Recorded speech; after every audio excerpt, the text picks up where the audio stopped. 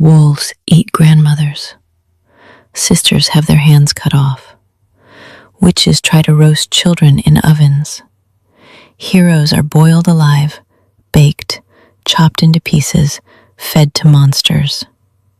If you really think about it, this doesn't sound like children's stories.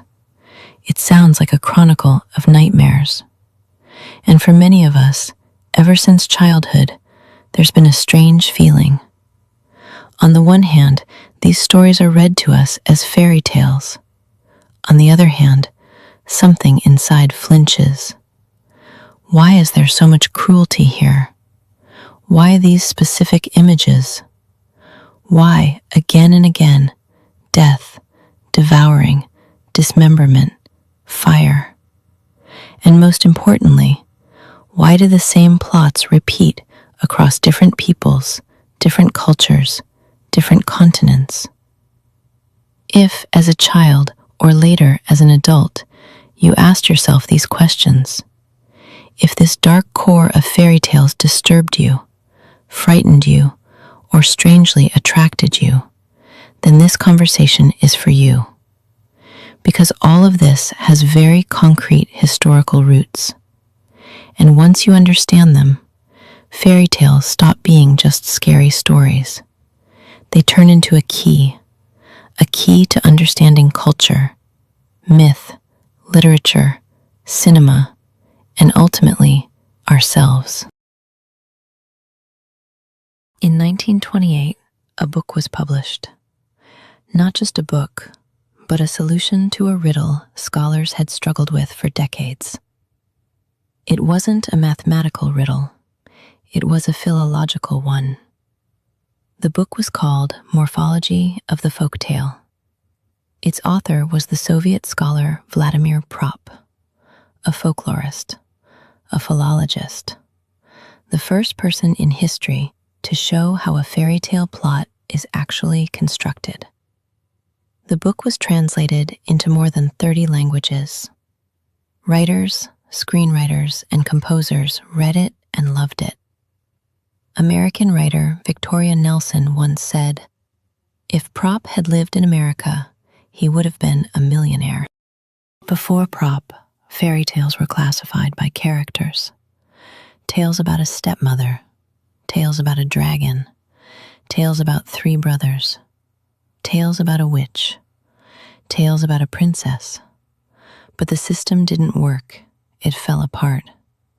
Because the same tale could contain a dragon, a witch, and a stepmother. And completely different tales, with different characters, felt identical in structure. So Prop took a radical, almost daring step. He stopped asking, "Who is this?" and started asking, "What does this character do?" It turned out that the same function in a fairy tale can be performed by anyone: a stepmother, a father, a sister, a monster, an animal, even a corpse. The characters change, the functions do not. Prop identified 31 narrative functions and showed that while some may be missing, their sequence almost never changes. Most researchers would have stopped there, but Prop went further. Nearly 20 years later, in 1946, he defended his dissertation and asked a new question. Not how the plot is structured, but why. Where could a human being have first lived through this exact sequence of events? Clearly, not in literature.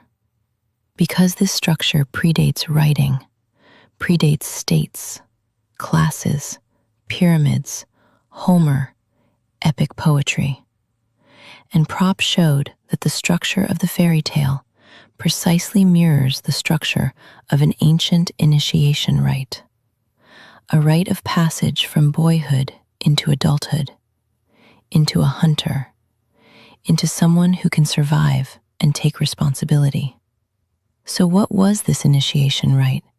And what actually happened there?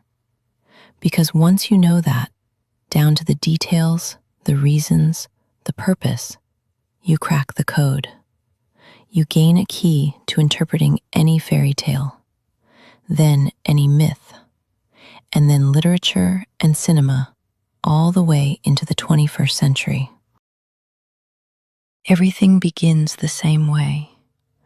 The hero is sent into the forest, but the forest is not just trees.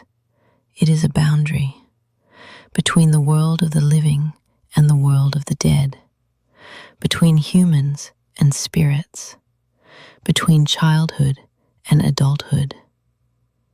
The initiation began with a staged death. At a certain age, a boy was taken from his family by men, his father, uncles, elders. Women were forbidden to be present. They were told the boy had been taken by a forest spirit or that he had died. The family mourned him for real. For the mother, for the sisters, he was dead. This was done to completely sever old ties, because after initiation, the boy joined the wife's clan, not the wife coming to him, but he going to her, and adopted the totem animal of her lineage. So the boy disappeared. For his family, he was dead.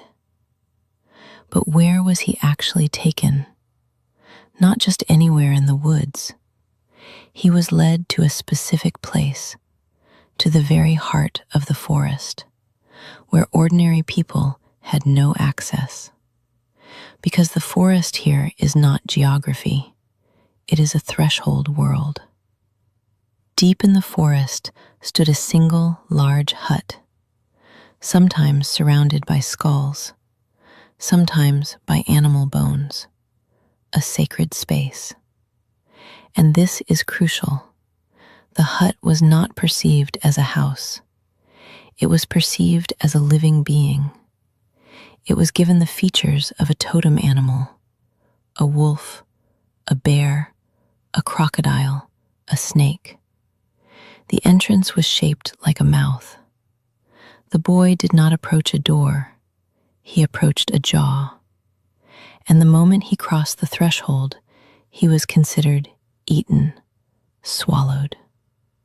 This is not a metaphor in our modern sense.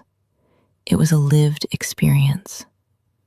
To cross the threshold meant to die temporarily. He was inside the animal's belly, inside the totem, inside the power. That is why fairy tales are filled with motifs of being devoured.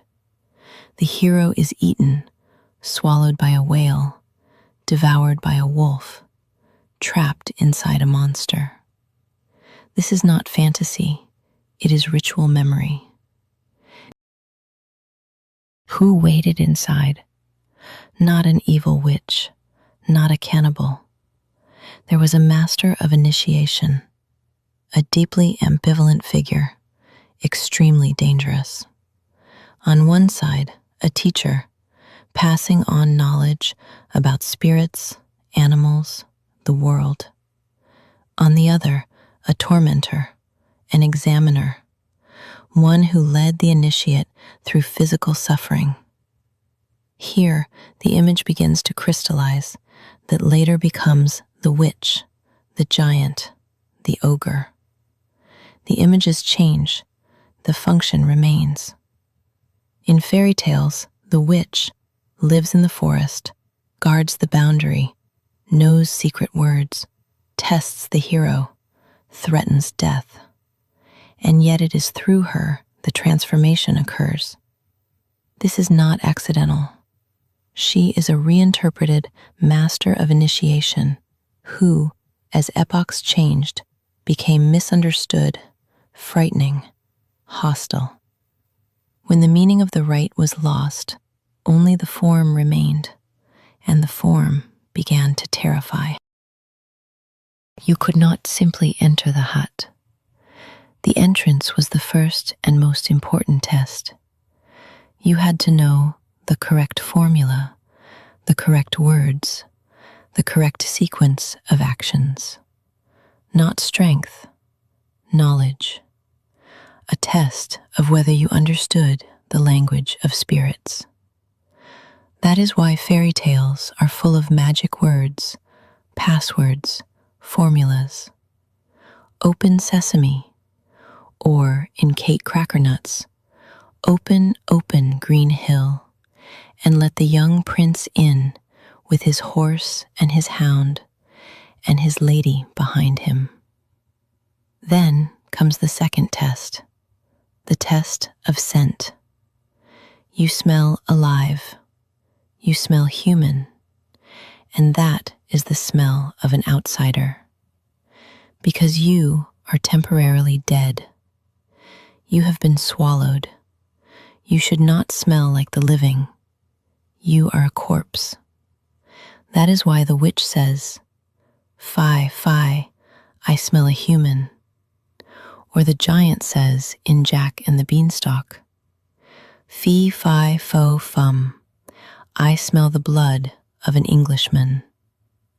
The same motif appears in the Red Eton. I find the smell of an earthly man. This is not about nationality. It is about the smell of the living. This is not a children's rhyme. It is a ritual formula. To pass this test, initiates were prepared, washed in decoctions, rubbed with clay, herbs, ashes. The human scent had to be erased.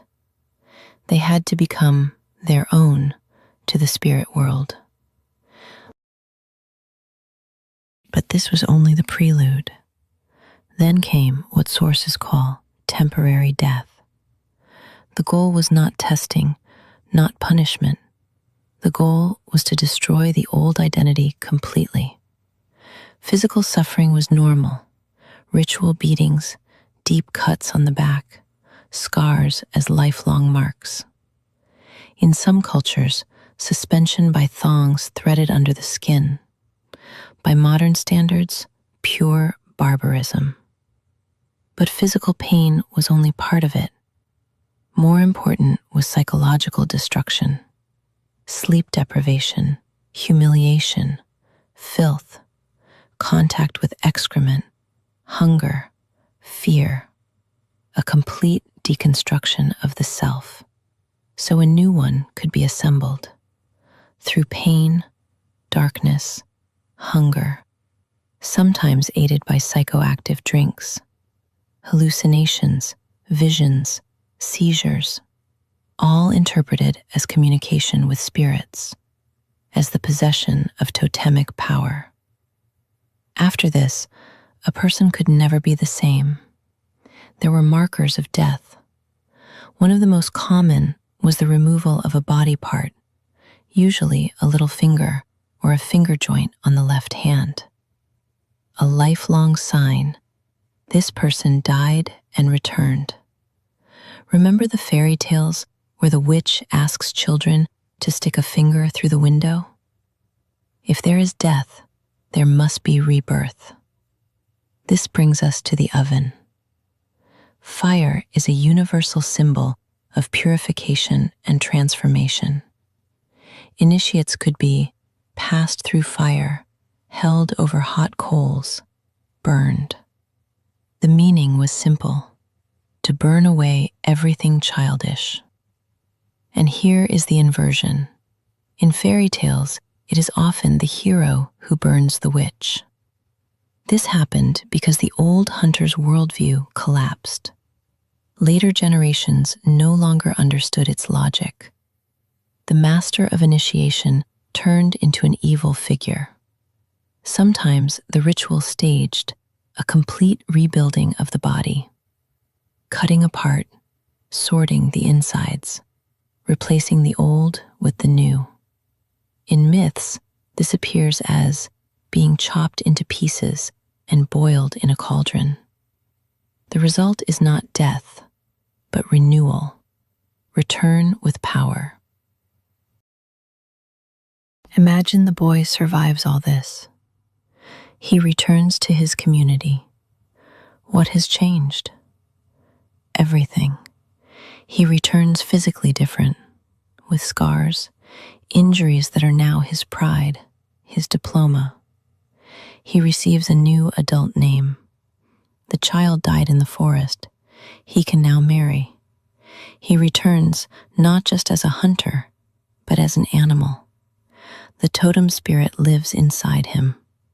Because the hunter's task is not simply to kill, but to make the prey give itself, to allow itself to be killed. The hunter knows the magic word. The animal spirit negotiates with the animal. That was mastery.